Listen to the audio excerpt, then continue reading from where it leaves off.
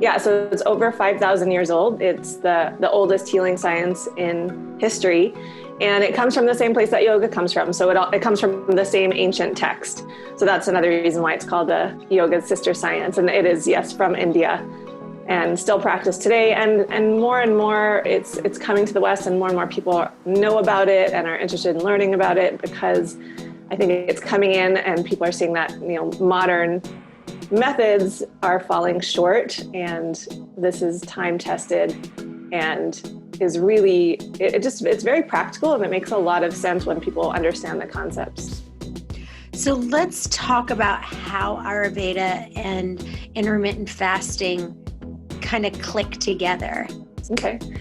So probably the core tenet of Ayurveda is all about optimizing gut health. And it really recognizes that everything begins in the gut. And in Ayurveda, there's a concept called Agni, which is all about your digestive fire. And it said, like, your Agni is the most important factor to your health. And you want to have a really strong, balanced digestive fire. And this is because when you eat something, you want to fully burn it. And you want to burn it, and you want to then utilize it for fuel or for building healthy tissue. And when you don't do that effectively, what's left over, it's kind of like, and the result of it not fully burning is something called ama, which is like this toxic sludge residue that sticks around in your body and goes and finds weak organs and is what basically creates all disease. So the first thing that I teach for people to really balance out that digestive fire is to space meals. Because, in the West, we have this, we've been marketed to over the last, 50, 60 years, that we want to eat a meal and then have a snack, and then eat a meal and then have a snack, and then eat a meal and have a snack. And the problem with that is that we are never giving our digestive system a break. And I love in Ayurveda, there's this concept of your digestion is a male organ, and your heart is a female organ. And your heart is always going. It's kind of like women. We're like always going. We don't stop. We don't rest. We're not good at resting. We're always busying ourselves.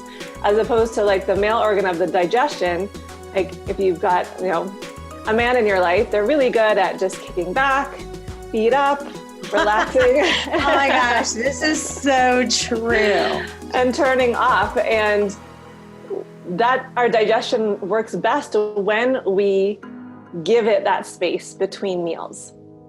So it's not only, fasting overnight and having that, minimum of 14 hours and, 14 up to 20 or however much you want to fast, but it's also the spacing between the meals themselves, so that you can fully go through the digestive process. And there's all these different stages of digestion in Ayurveda. And when you don't allow the food to go through all the phases, it gets interrupted. And then when it's interrupted, like mid-digestion, then we don't really fully burn away the food. And then that results in like this toxicity, this sludge that wreaks havoc on the body and messes with our hormones and basically creates all the problems, the health problems that we experience.